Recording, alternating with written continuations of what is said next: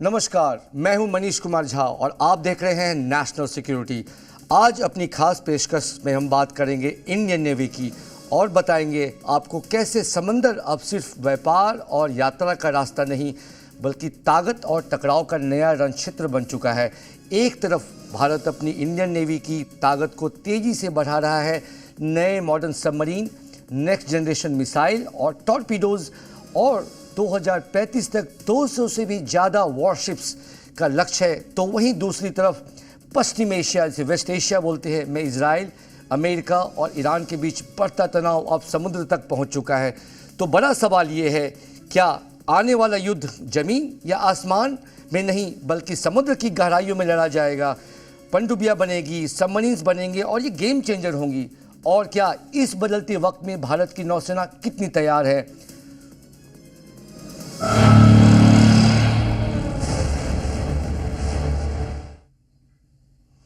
आज नौसेना की ताकत पर बात करने के लिए हमारे साथ बहुत खास मेहमान हैं कॉमोडोर सुजीत समदार, जो भारतीय नौसेना के पूर्व कमांडर और सेक्रेटरी ऑफ सैमडेस हैं।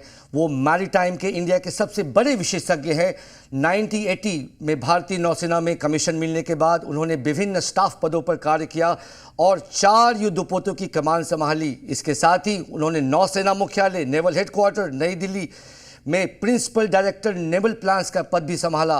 तो चलिए शुरू करते हैं हमारा special program national security. Commodore Samaddar, मैं आपका स्वागत करता हूं और मैं पूछना चाहूँगा आपसे कि जो ईरान और जो इजराइल और अमेरिका के बीच जो वॉर चल रही है, हम इसमें एक मैरीटाइम वॉर को बहुत उभरता देख रहे हैं, नेवल फोर्स को बहुत उभरता देख रहे हैं। क्या एक नया डायरेक्शन है? क्या एक नया वारफेयर जो है फ्यूचर का नेवल पे डिपेंड होगा? क्या वो ओशनिक वारफेयर होगा, वो मैरीटाइम डोमिनेंस होगा? आपका पर्सपेक्टिव अब ये बताइए कि कैसे नेवी का क्या रोल है, नेवल फोर्सेस का क्या रोल है इस वॉरफेयर में? नमस्कार सबको और बहुत बहुत धन्यवाद आप लोगों की कि आपने मुझे यहाँ बुलाया इस महत्वपूर्ण विषय पे बात करने के लिए। सबसे पहले मेरे हिसाब से ये फोर्स स्ट्रक्चरिंग और क्या रोल होगा, उससे पहले थोड़ा लीगल एस्पेक्ट भी देख लेना ज़रूरी है। जैसे हम जानते हैं स्ट्रेट ऑफ हॉर्मुज जो है वो एक इंटरनेशनल स्ट्रेट है। वहाँ पे ट्रांसिट पैसेज के रूल्स लगते हैं under article 39 to 44 of the United Nations convention on the law of the सी।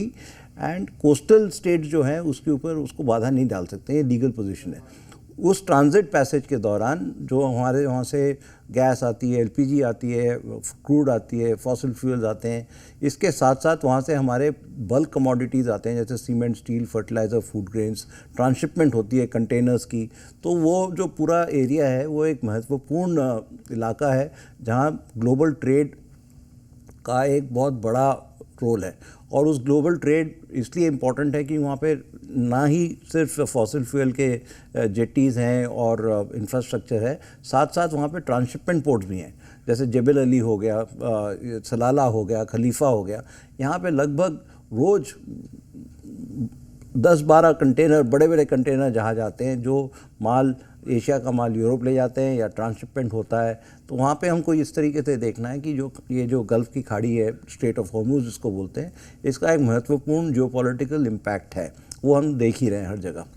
अब बाकी रही यहाँ पे जो उसकी क्या फ़ीचर्स हैं, ताकि उसमें हम समझ सकें कि नेवी का क्या रोल होता है वहाँ पे। सबसे पहली बात यह है कि जो ट्रांजिट पैसेज है ईस्ट टू वेस्ट लगभग 100 मील के करीब है, और जहाँ पे उसका एक वेसल ट्रैफिक सेपरेशन स्कीम है, उसको TSS जैसे बोलते हैं, और एक वहाँ पे वेसल ट्रैफिक मैनेजमेंट सिस्टम है। इससे क्योंकि उसमें जगह बहुत कम है, सिर्फ 2 मील की विड्थ है दोनों तरफ, और आउटबाउंड और इनबाउंड के लिए, और बीच में 2 मील का ही जगह है जिसमें से बफर जोन जिसको बोलते हैं। अब इस नैरो पैसेज में से बड़े बड़े जहाज़ को अगर घुमाना है वहाँ पे तो बड़ा मुश्किल हो जाता है, क्योंकि ये बड़े जहाज़ हैं, VLCCs हैं, 18,000 TEU के कंटेनर शिप्स हैं, 100,000 टन के DWT ये बल्कर कार्गो हैं। तो वहाँ पे ऐसा एक्सलेट करना, रोकना, टर्न अराउंड करना, मैन्यूवर करना बहुत ही बड़ा समस्या है। दूसरी बड़ी समस्या है वहाँ पे शैलो डेप्थ्स भी हैं, 40 मीटर के करीब पानी है वहाँ पे, और उसमें जहाज़ को इधर उधर घुमाना एक बात वो है। और दूसरी बात जो under international law transit passage is cannot be suspended under any circumstances. तो यहाँ पे खेल ये होता है, थोड़ा इसमें समझना चाहिए ट्रांजिट पैसेज और इनोसेंट पैसेज में. Innocent passage is within territorial waters, transit passage is in international straits. International straits are strait of Hormuz international strait है, मलाका हमारा इंटरनेशनल स्टेट है, बाबल मंडप हमारा इंटरनेशनल स्टेट्स है. यहाँ पे कोई भी कोस्टल स्टेट वहाँ पे सस्पेंड नहीं कर सकता है जो कानूनी तरीके से. पर क्या करता है यहाँ पे जो कोस्टल स्टेट्स है, जैसे अभी हम लोग देख रहे हैं, वहाँ पे degree of difficulty of transit को बढ़ा देते हैं. माइन कर सकते हैं, मिसाइल फेंक सकते हैं, ड्रोन भेज सकते हैं. तो इसमें क्या हो जाता है कि रिस्क बढ़ जाता है. रिस्क बढ़ने से रिलक्टेंस हो जाती है शिपिंग कंपनीज को वहाँ जाने के लिए, और उसके कारण प्राइसेस बढ़ती है, इंटरनेशनल इम्पैक्ट होता है, हर चीज़ में एक इम्पैक्ट हो जाता है. उससे एक प्रेशर बिल्डअप हो जाता है, not between the warring parties but international community को. जब इसका भार संभालना पड़ता है तब वो आके इंटरफियर करते हैं कि भाई इसको आप बंद करिए ताकि हमारा जो लाइवलीहुड्स हैं, हमारा जो ट्रेड है वो आगे बढ़े. तो ये बेसिक आइडिया है.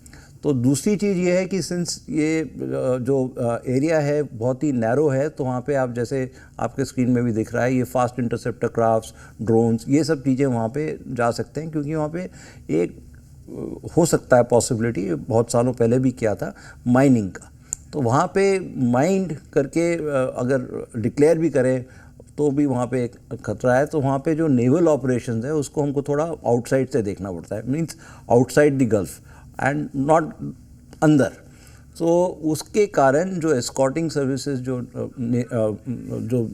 दुनिया के नौसेना करती हैं वो आउटसाइड से करते हैं, और जो लीगल पोजीशन है वो मैंने आपको बताया. तो from that perspective Indian navy's deployment there is to preserve our sea lines of communications after it exits the straits of Hormuz and from there to Indian destination ports. That is the main role. Commodore Samaddar, very well explained. But मैं समझना चाहूँगा आपसे, दो perspective आपने बताए कि एक maritime issues है, ये एक बहुत नैरो लेन है straight of Hormuz, but at the same time अगर हम बात करें तो अमेरिका की दुनिया की बड़ी शक्ति है, 12 एयरक्राफ्ट कैरियर्स होते हैं और वो सारे न्यूक्लियर इक्विप्ड एयरक्राफ्ट कैरियर हैं. उसके बावजूद अमेरिका इस हॉर्मुज को जो है इसको न्यूट्रलाइज नहीं कर पा रही है, इसके रास्ते को नहीं खोल पा रही है.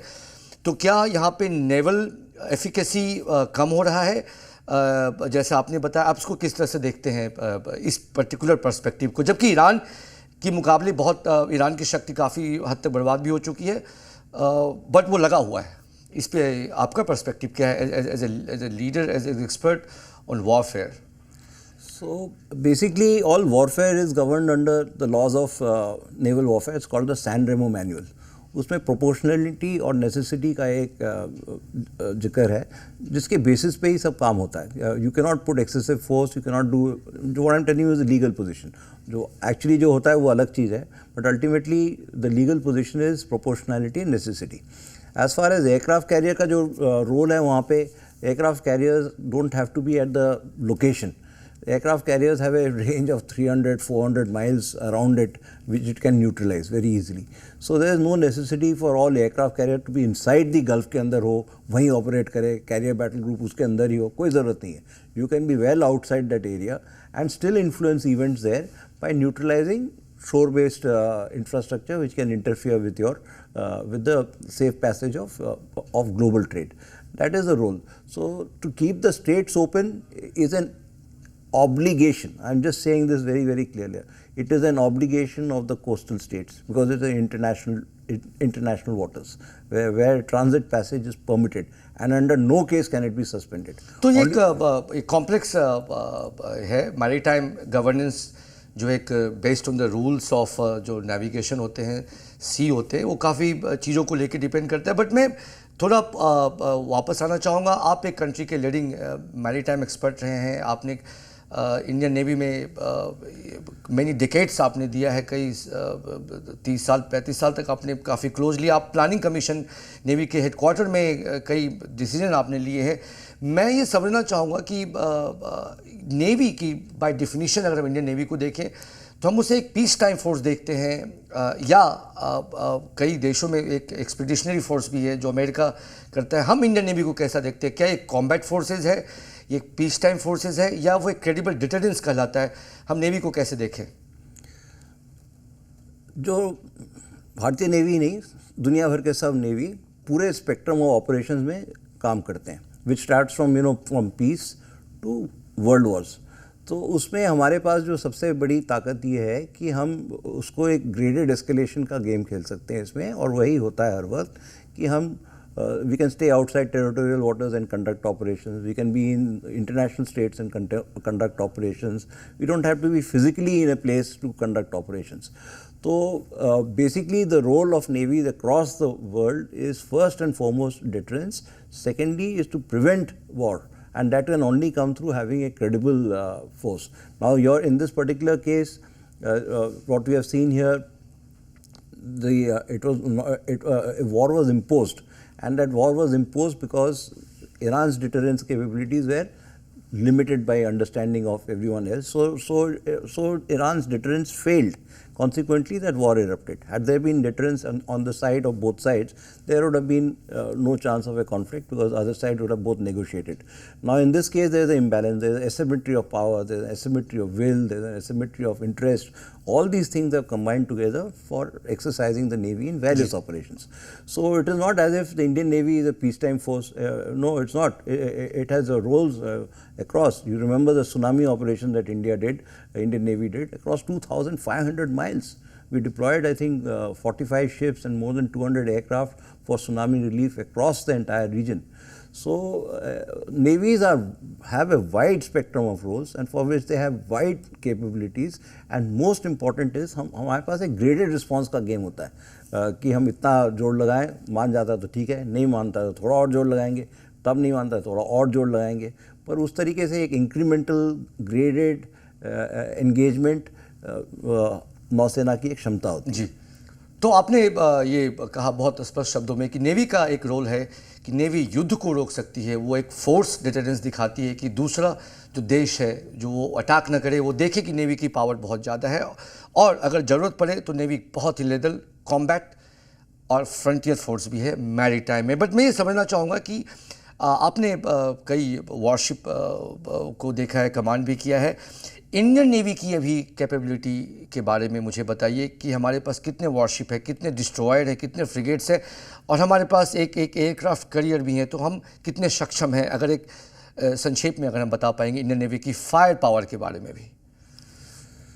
अभी जो इंडियन फ्लीट है वो तो is a dynamic number, because कुछ इंडक्ट हो जाते हैं, कभी कोई रिटायर हो जाता है, डीकमीशन हो जाता है, तो एक नंबर कहना बड़ा मुश्किल है। लगभग 140 के करीब जो हम लोगों ने सोचा था, centred on 2 carrier battle groups was the initial plan. अभी जो प्लान है, we have to go to 200 ships and maybe about 400-600 aircrafts.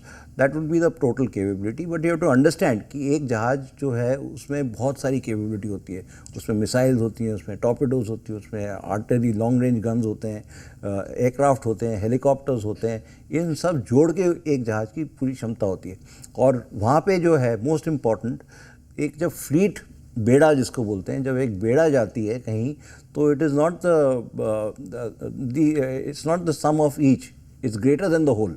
The total force that is not equal to A plus B plus C plus D. In many cases, it is A into B into C into D.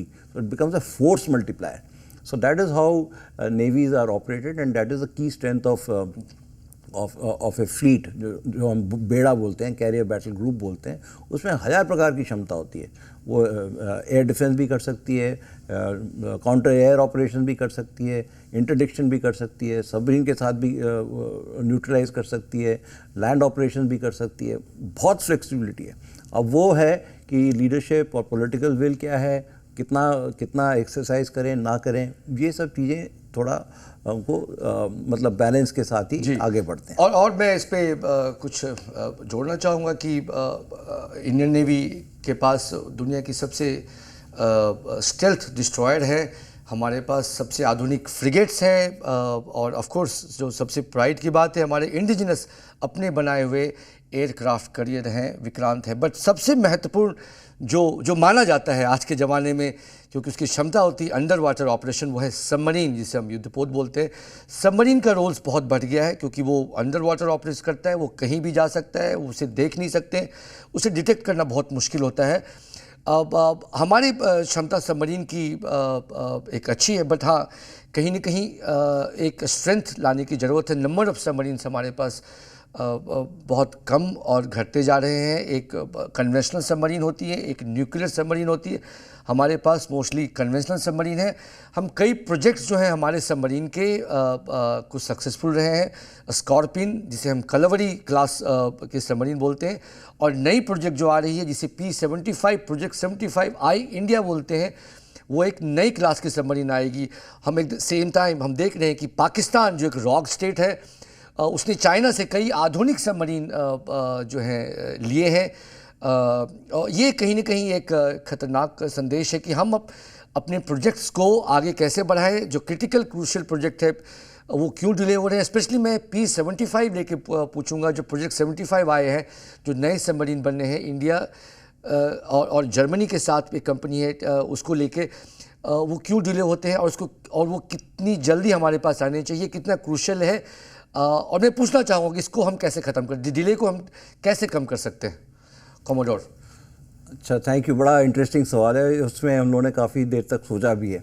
1998 में एक 30 year ship building plan बना था, जिसके अंतर्गत 24 submarine हमको 30 साल में बनाने थे। तो 1998 + 30 2028 तक हमारे पास 24 सबमरीन होने थे।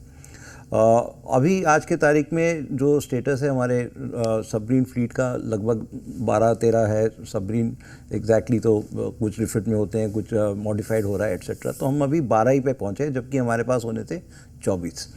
अच्छा, उसके दूसरी बात यह है कि जब हमने ये P-75 कार्यक्रम शुरू किया था, ये गौर करने की बात है, उसमें हमको लगे कुछ 12 साल डिसीजन लेने में और लगभग 11 साल बनाने में। तो टेक्नोलॉजी और कैपेबिलिटी जो है हमारी अच्छी है। डिसीजन मेकिंग प्रोसेस जो DAP और फलाना ढिमकाना जो है, उसी में हमारी ज़्यादा टाइम निकल जाता है। जैसे P-75I है, P-75I का प्रोजेक्ट 2007 से चल रहा है, अभी 2026 हुआ है, अभी तक वो कॉन्ट्रैक्ट कंक्लूड नहीं हुआ है। और जब तक ये कॉन्ट्रैक्ट कंक्लूड होगा, उसके 3 साल या 4 साल के बाद उसका पहला जहाज आएगा, और आखिरी सबमरीन को आते आते 2038 हो जाएगा। 2038 तक अगर हम देखें कि किस तरीके से हमारे सबमरीन्स रिटायर होंगे और किस तरीके से इंडक्शन होंगे, तो जो गैप अभी आपके सामने आएगा 2030 के लगभग, जब हमारा जो फोर्स लेवल है सबमरीन का, वो गिर के 8 या मुश्किल से 10 होंगे। उसमें से भी 4 बहुत पुराने होंगे और 3-4 नए होंगे, 6 नए होंगे जो कलवरी क्लास है। तो ये एक बड़ी लिमिटेशन है, और उसके ऊपर मेरे ख्याल से सरकार ने इसके ऊपर गौर किया हुआ है। और 3 तो उन्होंने एडिशनल फॉलो ऑन 75 का जो प्रोग्राम है उसको मैस्कॉन डॉक्स को दिया हुआ है। बट मैं ये जो कहना चाहता हूँ, इसके कंपेयर अगर आप करें, जैसे साउथ कोरियन का सबमरीन प्रोग्राम है, उन्होंने 9 सबमरीन 11 साल में बनाए। तो इन सभी चीज़ों में हम देखते हैं कि जो डिसीजन मेकिंग टाइम है वो अत्यधिक ज़्यादा है। इतना ज़्यादा टाइम नहीं ले सकते हम डिसीजन में। इम्पैक्ट क्या होता है, जैसे हमने ये अभी प्रोग्राम किया है, मैं आपको बता रहा हूँ, जैसे P-75I, ठीक है, 6 सबमरीन क्लीन शीट डिज़ाइन है। एक क्लीन शीट सबमरीन डिज़ाइन के लिए जो डिज़ाइन एंड इंजीनियरिंग टूलिंग का जो खर्चा है, लगभग $2.5 से $3 बिलियन है। और जो हमने P-75 लिया था, उसका डिज़ाइन एंड इंजीनियरिंग कॉस्ट मात्र $400 मिलियन था। तो अभी यहाँ पे मान लो $3 बिलियन हमारा jigs, tool, fixture, design, engineering, testing का है। तो 6 सबमरीन में $500 मिलियन तो हमारे डिज़ाइन एंड इंजीनियरिंग का ही खर्चा निकला ना जी। तो मैं ये बहुत सालों से कह रहा हूँ कि ऐसे ये 6 बनाओ, 3 बनाओ, 4 बनाओ से नहीं चलता है। हमको एक पाइपलाइन प्रोडक्शन बनाना है। हमको 50 सबमरीन चाहिए, तो आप बनाइए साहब। और इसके लिए हमें DAP में ये चेंज करना पड़ेगा कि एक बैच प्रोडक्शन से हिल के हमको पाइपलाइन प्रोडक्शन करना है, जिसमें हम बोल दें शिपयार्ड को, आप लोग बनाइए सबमरीन, ये मेरा टारगेट है। ज़्यादा बनाते हो तो एक्सपोर्ट करो, पर हम आपसे एक सबमरीन हर साल लेते रहेंगे 50 साल तक। जी, आपने बहुत महत्वपूर्ण बात की कि हमें ये बैच प्रोडक्शन से हटके हमें लॉन्ग टर्म पर्सपेक्टिव देखना है। हम 1, 2, 3, 4, 6 सबमरीन की बात ना करें, हम 50 सबमरीन की बात करें।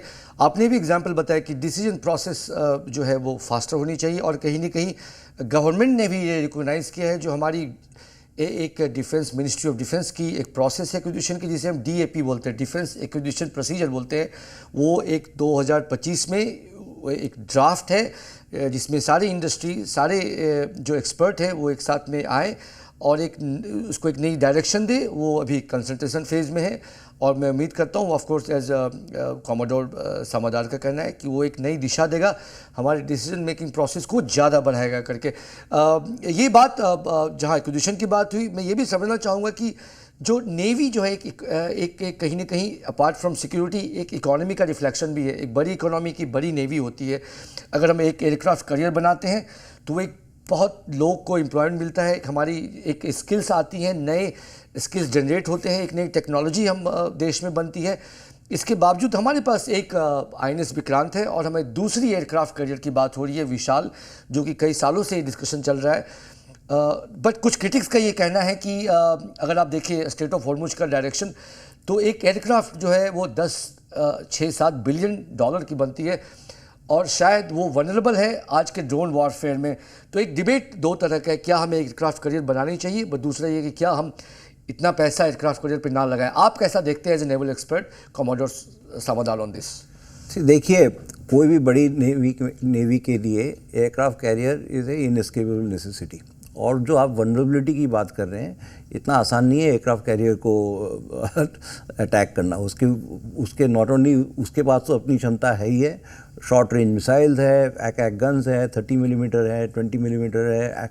ये ड्रोन वोन से कुछ फ़र्क नहीं पड़ता एयरक्राफ्ट कैरियर को, वो तो आराम से ले लेगी। दूसरी चीज़ ये है कि कोई भी एयरक्राफ्ट कैरियर अपने आप नहीं जाती, उसके साथ एक कैरियर बैटल ग्रुप होता है।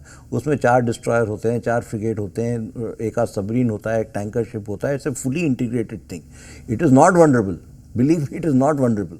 Up till now, we have not seen, including the Hermes, which was operating in the Falklands War, it was not sunk. So other ships were sunk because it had that capability to handle it.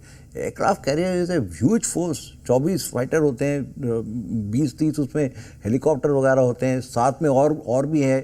एक पूरा bubble होता है जिसको हम बोलते हैं bubble. 300 mile centred on the aircraft carrier is fully sanitised. वहाँ मक्खी भी नहीं आ सकती है, गोल्फ बॉल भी नहीं आ सकता है, उसको हम सैनिटाइज कर सकते हैं स्पेस में, सरफेस पे, अंडरग्राउंड में। So there is no question that aircraft carrier is vulnerable. It's not vulnerable at all. वो तो होता ही है कि जैसे हम कह सकते हैं कि आपने 100 मिसाइल हमारे ऊपर फेंके, एक तो निकलेगा ही। कोई भी कितना भी टेक्नोलॉजी किसी चीज़ पे हो तो हो सकता है, हो सकता है, मगर इसका मतलब ये नहीं कि हम बनाना ही बंद कर दें। उदाहरण के लिए मैं आपको यूक्रेन की बात कर रहा हूँ। यूक्रेन में सबसे पहले लोगों ने देखा कि हेलीकॉप्टर वॉज मोस्ट वनरेबल। अब हर बंदे के पास एक शोल्डर लॉन्च सैम सिस्टम है, वो $1000 का सैम सिस्टम है, और पूरे हेलीकॉप्टर्स को निकाल दिया। इसका मतलब ये थोड़ी है कि हम हेलीकॉप्टर फोर्स को ना लाएं, उसकी भी तो एक रोल है। एंटी टैंक के लिए है, फ्लीट शोर ऑपरेशंस के लिए, सपोर्ट ऑपरेशंस के लिए है, कार्गो के लिए, दुनिया भर की चीज़ों के लिए हेलीकॉप्टर यूज़ होता है। On land, at sea also the same thing. We use helicopters for communications, ASW operations, anti ship operations, EW operations, all this. So I think the important difference here is that when we are looking at naval fleets, it is an integrated concept. And because the individual vulnerabilities of every platform are neutralized by the sum total of the capability of that force. So you might be vulnerable here and there, but there is something else that exists in the fleet that will reduce that vulnerability. That will let you go into harm's way. जी, और जहाँ पे भी है, we'll have to do this. दर्शकों को बताना चाहूँगा कि आपने बहुत इंपॉर्टेंट बोला कि एयरक्राफ्ट करियर खुद अकेला नहीं चलता है, उसके साथ में एक स्ट्राइक ग्रुप होती है, एक फ्रिगेट होते हैं, डिस्ट्रॉयर होते हैं, कई सपोर्ट हैवी सपोर्ट एसेट्स जो होते हैं, नेवल एसेट्स होते हैं, साथ में चलते हैं। और ये एक तरह का एक छोटा शहर है जो साथ में चलता है। वहाँ से आप एयरक्राफ्ट लॉन्च कर सकते हैं इंडिया के जो वो इंडियन ओशन में और किसी भी इंटरनेशनल वाटर में हम जाके लॉन्च कर सकते हैं। हम अपने कंट्रीज़ को कहीं से भी प्रोटेक्ट कर सकते हो। तो ये बड़ा एसेट है करके, अपार्ट फ्रॉम इकोनॉमिक स्केल, जो कि एयरक्राफ्ट करियर दिखाती है। तो definitely Indian navy should have another aircraft carrier, indigenous अपने देश में बने और इससे बड़ी बने, ज़्यादा क्षमता की हो, ज़्यादा टन की हो। ये एक क्रेडिबल है। मैं लास्ट में पूछना चाहूँगा कि आपने नेवी के कई रोल को बताया कि नेवी का फुल स्पेक्ट्रम ऑफ वॉर में बहुत इंपॉर्टेंट रोल है, डिफेंस में भी है, पीस में भी है, और एक क्रेडिबल कॉम्बैट फोर्स है वो दुनिया की। स्पेशली इंडियन नेवी की बात बोले तो सबसे ज़्यादा प्रोफेशनल नेवी मानी जाती है वर्ल्ड में। डिस्पाइट मैं पूछना चाहूँगा कि जो बजटरी एलोकेशन होती है नेवी को कम मिलते हैं, नेवी की जो जो जो जो पर्सनल जो नंबर ऑफ जो सोल्जर्स हैं, सेलर्स हैं, वो कंपेरेटिवली कम है। एज अब देखें कि इंडिया बहुत बड़ी कंट्री है, एक बड़ा मैरीटाइम कंट्री है, आप इसको कैसा देखते हैं और आपका ये क्या पर्सपेक्टिव रहेगा, हम नेवी को और कैसे स्ट्रेंथन करें? To commodore Samaddar on this important aspect. सबसे पहली जो रिक्वायरमेंट है नौसेना को स्ट्रेंथन करने के लिए is faster decision making. That is the first पे। बाकी सब कैपेबिलिटी सब कुछ है, शिपयार्ड्स हैं वो अपना काम कर रही हैं, डिज़ाइनर्स हैं हमारे वो अपना काम कर रही हैं, बट अगर हमारे डिसीजन मेकिंग में अगर 12 साल 15 साल लगते हैं तो वो क्षमता ग्रो करने के लिए भी टाइम लगता है। मतलब from transition from proposal to acceptance 15 years 13 years, ऐसे कैसे होगा? माइंड स्वीपिंग कैपेबिलिटी आपने मैंने पहले जिक्र किया था। अब एक माइंड स्वीपर का केस चल रहा है 2005 या 6 से, अभी 2026 हो गया है, अभी तक we have not taken a decision on a mine sweeper. एक लास्ट 2 वीक्स में मेरे ख्याल से 1 महीने पहले एक RFP नया निकला है, फॉर RFI निकला है माइंड स्वीपर के लिए। पहले हमने 12 मांगा था, फिर 18 हुआ, फिर 24 हुआ, फिर वापस 12 हुआ, अभी जाके फिर 12 हुआ। चाहिए हमको पता नहीं कितने। मैं एक माइंड स्वीपर का कैप्टन रहा हूँ, तो it's a very complex task. और उसमें एक माइंड स्वीपर, जब माइंड स्वीपिंग जो होता है to keep our, what is mine sweeping? That is only way to keep our ports open. Mining is the easiest challenge to an economy. Somebody has to just declare that the port of Mumbai is mined. You will not find anyone entering that port after that. So these are sort of capabilities that have to be developed. But as I said, in this DAP, and I'm saying this with some consideration, what we have to do is a complete business process re-engineering. For example, we have so many things in it which are going on, in my view. For example, the technical evaluation, the staff evaluation, this has got nothing to do with the ministry. It is a service-specific requirement, and the evaluation should be left to the service to decide which is okay or not. It does not require, in my view, for it to be pushed to the Ministry of Defence to decide whether technical evaluation or staff evaluation is done or not. Then this whole business of NCNC trials, this whole business of contract and negotiations, all these things are extremely time-consuming. And the reason is, as you've said very clearly, we also have to build up not only capabilities operationally, but we also have to build up some legal and administrative capabilities within the system. Because once a foreign OEM or an Indian company, whoever comes to the negotiating table, वो तो आता ही है, उसके पीछे 20 lawyer भी बैठे रहते हैं जो हर लाइन को देख के करते हैं। अब ये काम कौन कर सकता है? तो वो हमको देखना पड़ेगा कि हम कॉन्ट्रैक्ट नेगोशिएशन स्किल्स को कैसे बढ़ा सकें, ताकि ये जल्द से जल्द इसको किया जाए और फिर कॉन्ट्रैक्ट अप्रूव हो।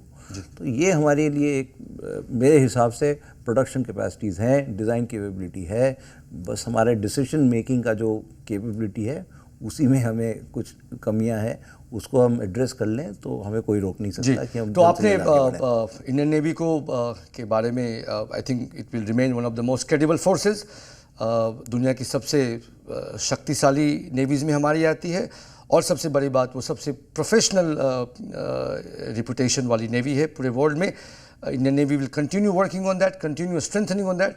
आई थैंक कमोडोर समदार, इंडिया के वो सबसे बड़े मैरीटाइम एक्सपर्ट हैं। धन्यवाद आपका। आज नेशनल सिक्योरिटी में इतना ही। मैं मनीष कुमार झा।